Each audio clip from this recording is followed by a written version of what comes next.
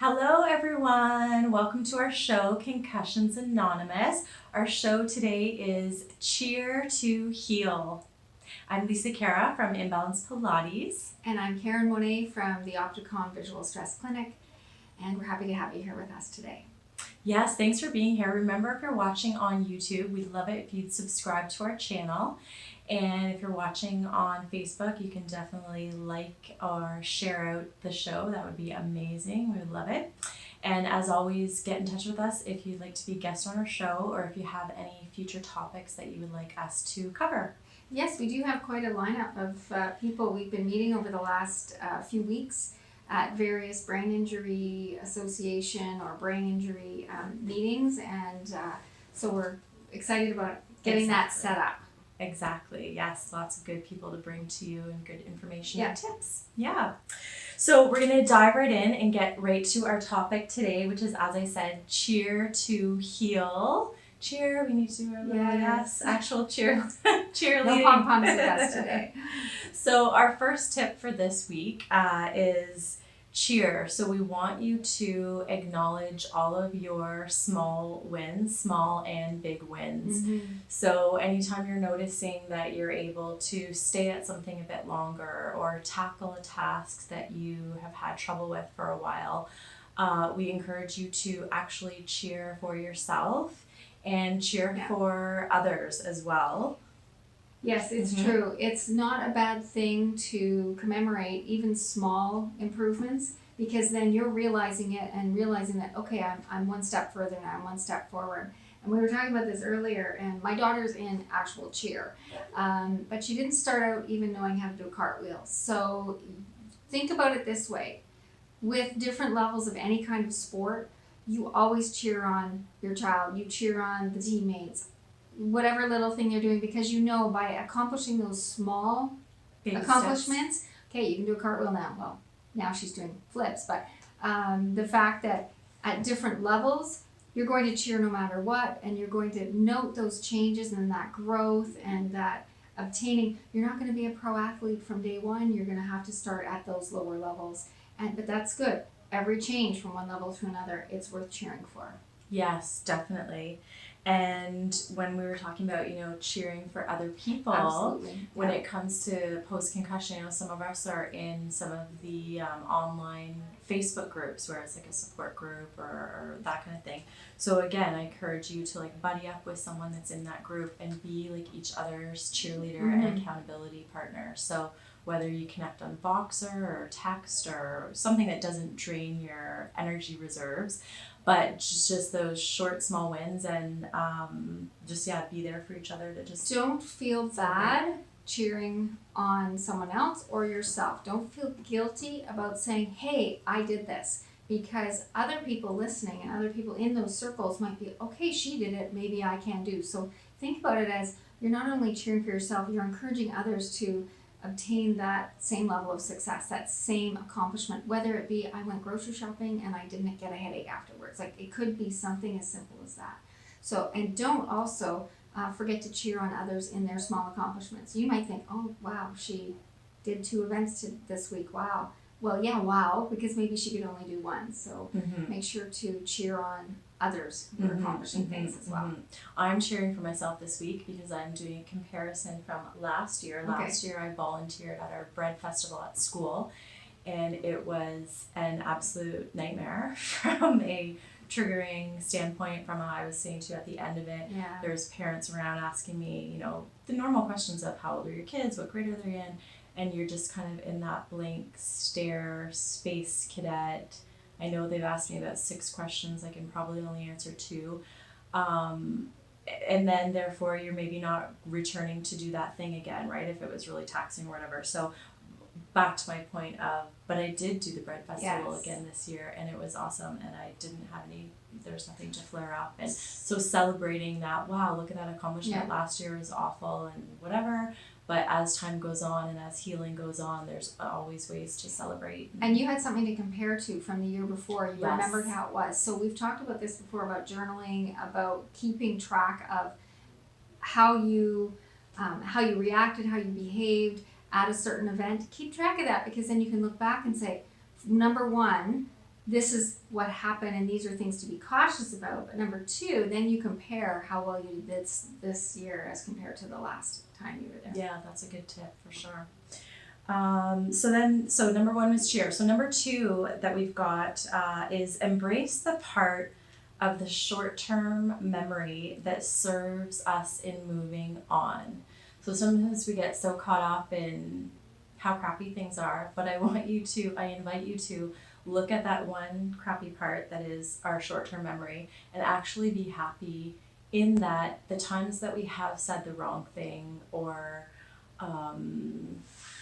Forgotten someone's name or whatever, how many times have we beaten ourselves up for something that we did or said or should have done or should have said, or something that just simply hurt us. And I think instead we need to think, okay, here's the lesson and I'm ready to learn the lesson and I'm ready to move on, instead of revisiting, re-beating ourselves up, holding on to any negative feelings that way. So embrace the moving on. We had talked about this a little bit earlier when we were writing or getting ready to do this, and I had said something about apologize to the old you, say, okay, old me, this is not the way I used to be, but then saying, but now I'm someone else, now I'm something different, now I'm going to just acknowledge the fact that these are the things I'm dealing with. Maybe you're going to be challenged a little bit more than you were before, but just be thankful that you are attaining the things you are achieving results, you are getting better, and let the other people around you know that maybe you do need a little bit of assistance in remembering things, okay? So you're saying acknowledge the fact that you have short-term memory issues. Well, make sure those people around you know, okay, oh, that's right, we have to give her a reminder before the event. Let's just send her a quick text and say, don't forget, we have the thing today. You may not have to do that for all your friends, but do it for the ones that need that extra reminder, because then they're going to feel bad that they missed something, where a simple reminder could have helped out with that. And ultimately, the whole just knowing that, anytime we fester and beat ourselves up, all we're doing is slowing our healing process. Inviting that negative energy isn't doing anybody any favors. Exactly. And you need to give yourself grace and forgiveness, right? Grace and forgiveness are huge. And sometimes that's grace and forgiveness towards other people and towards ourselves. But it's absolutely huge. What you focus on grows. So if you're constantly just focusing on what you did wrong or what you forgot or how stupid you looked or how whatever, right? Sometimes we feel like I went to a new thing, I didn't know these people, I was having a hard time spitting out my words, what are they going to think about me? I met a new parent and, so the list goes on and on, but that's a big one. Yes. Number 3, it brings us to awareness. So just having that self-awareness of when you are getting into those anxiety times, when you're let's say you're invited to something and you suddenly get that fear of, well, the last time I attempted to go to a hockey arena, I was triggered for days, or the last time I tried to go to a dinner party, I was out till the Thursday. So sometimes we have to just take a step back, and yes, sometimes we're going to take a few steps forward, several steps back, but know that we have these bag of tools that can help calm symptoms. So just having a bit more self-confidence to try to tackle certain things. And if you don't try, you won't know if your plateau has raised. Right? Like if you're just settling for, this is how I am, this is who I am, I can't do these things, well then likely you can't, right? But you can if you try. You can determine what your new limits are. Keep pushing those limits. Keep trying to reach those higher levels, because it will be possible over time. Like look, after a year, you could have said, nope, can't go to that because last year didn't work. Well, you did this year with some of the things that you've learned over the past year, with the understanding that, I'm a little more capable to do these things, so let's try it. And you probably would have left early if you felt the difficulties coming on, because now you know better what your triggers are, what your signs are. So know your signs too. And with the awareness and the negative thoughts, it's the whole, as we said before, what we focus on grows. So how can you catch yourself when you're in a day where you're really spiraling and all the negative and complaining, how can you catch yourself when you're on a day like that to change your focus onto something positive? What can you be grateful for instead of what you're frustrated with? Exactly. Number 4, our tip is help someone else. So we want to encourage you to get out of your own little jar, because when you're in your own little jar, you can't even see the outside label. You're only just focused on your own little world. So get out of your own little world and help someone else. And the variety of help is going to differ based on where you are. And who you know might need help. Exactly. And it might just be that you agree to that accountability buddy, that you're going to send them a text and see how they're doing, or you're going to just let them know that you're there if they need to send you a Voxer message or whatever. Or it might be that you're able to walk a neighbor's kids somewhere. You know what I mean? Like we're not saying save the world and bend over backwards, but actually taking the time to really focus on someone else instead of just your own woes and miseries. And remember, you do have things to offer. You do have experiences that you can share. Look at us here. We're just sharing our own experiences and our own knowledge. You don't have to do a YouTube channel, but maybe just get in front of somebody who you can just share with them your story and find out about their story and offer what you've learned. Offer support, encouragement, and information that might help someone else who is struggling with a concussion, is struggling with some of the same issues. Now, they may be different, but there are similarities often in many people's struggles and improvements. So you can definitely help somebody out there. Definitely. And just, being that listening ear for sure. And give positive encouragement. And just letting another person know that they're not alone. Like that is huge, right? That's what we're hearing on the channel. Oh my gosh, it's not just me that has this issue. It's not just me that felt this from others. This guilt from... Definitely. And I know for myself, I mean, there was a lot of it was kind of just felt like it was my husband and I going through it. Select friends here and there that would know certain details, but it could be very, very lonely, right? So that brings us to number 5, which is write down 10 things that you are grateful for. So either things that you're grateful for, small wins, small successes. I get this from one of my mentors, Danelle Delgado. She has a book called I Choose Joy, which is just prompting you to simply write these 10 things down that you're grateful for. Focus on your small goals. And again, those are going to change based on where you are in your healing. But that's a big one.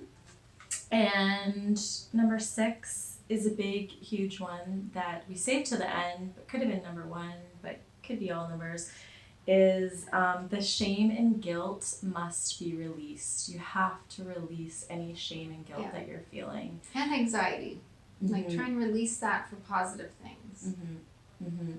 And I was recently, we did our last episode was on how to get through big events. So we were talking about in relation to a wedding. Someone was wanting to know, how do I get through my big day? And recently I was somewhere where the person was telling a story about their wedding and how, looking back, there was a very small number of people, and I could really just feel that heaviness and that sadness of how he felt he had, let his bride down because he needed to limit the number of people that were coming to the wedding. Exactly. And so whatever things that we may have had to say no to or modify or simply not been able to go to or miss, I know even on a personal level, some of the things that I missed during that time, there was so much shame and guilt around not being able to attend those things or fully attend those things or have to modify in a certain way. And that keeps us so ill and stressed and full of just all those low-level negative emotions, right? So being able to, as we talked about before, forgive yourself. And if you're into Brené Brown, there's an amazing TED Talk on her talk on shame and guilt, it's so detrimental to our health and wellness when we hold on. And this is a general thing. This isn't just for people who have a concussion. This is for people who are under any kind of stress, from whether it's work stress or relationship life stress. changes, career changes. Think about making the best decisions and not feeling guilty because of the decision you made. You made that based on the information at the time, all of the different things that could have had you make that decision, and that's it. You made it, and you may have people who aren't on your side, or people who Or people question don't it. understand why you couldn't. They don't understand all the variables that you Yeah. had to take into consideration when you were making that decision. So don't feel guilty. Feel like you've made a decision and move forward. Mhm. Made it like the same thing in business. You make a business decision, you go forward with it. If it wasn't the right one, what do? You adjust. And sometimes, sometimes we can get mixed into energies that really bring out those negative feelings in ourselves. And sometimes you have to just get a bit tougher on your boundaries. And if you're constantly feeling negative and less than and comparing yourself to others, like maybe there's certain people that you need to not have in your life, or You need not spend cheerleaders your on your energy. team, not people who are going to drag you down. Exactly. We weren't put on this earth to suffer. We're here to cheer and win and have fun and be the best version of ourselves and help other people. So and we're going to face challenges on the way, no matter what it is that we face. Like you said, relationship, work, health, those challenges. Sandwich generation. Yeah. Those challenges we meet, we deal with, and we move on. So, and the same for concussion. Deal with it. Do the best you can. Get the best help you can. Get those cheerleaders to help and cheer on yourself. And if you have no cheerleaders, you can reach out to us and we will cheer for you 100%. Go team. Exactly. Oh, that's so funny you said that, because I am taking an amazing course right now. It's called Go Team? And it's actually Go Team Academy with fun. Danelle Delgado and Nicole Arbor, who Okay. has had some concussions and really great role model for staying positive through disability. She was handed a disability certificate and said, screw that noise, I am going to cheer and win and change my life around, and she sure did. Someone to look for if you're looking for some motivation. Yes, Yeah. and that's part of that old you, new you. Yes. Get on with the new you, Yes. right? Yep. And Yep. cheer to heal. Exactly. Cheer to heal. So thanks so much for watching our show today. Remember to subscribe to our channel. We would love that. Definitely share this out and comment on it if you have any questions, if you have things that have worked for you, if you'd like to share your story or be a guest on our show. We'd love to have you. Ask us questions. Exactly. For sure, we're getting a lot more views on the Facebook channel than we are on the YouTube channel. So please send people, or even go over to the YouTube channel. We always add a lot of content to the YouTube description. Throughout the video, we're starting to add information as you're going through it as well. So if you want to go back and rewatch it and look at some of the drop down info items that we attach to it, we're trying to get a little bit more professional on YouTube. We'll see about that. But anyway, we're doing our best. This is we're not cheering for each other. We are. This isn't our main gig, but we're doing our best to try and make it professional and helpful, and hopefully you feel the same. Exactly. So you can always go to our website. Mine is imbalancepilates.ca and sign up there. And mine is Opticalm, OPTICALM.ca. It's all about calming your brain with the optimal assistive tools and technologies, because a calm brain is one that will rehabilitate a lot faster. All right. So thank you, and have a wonderful rest of your day. Thanks. Bye.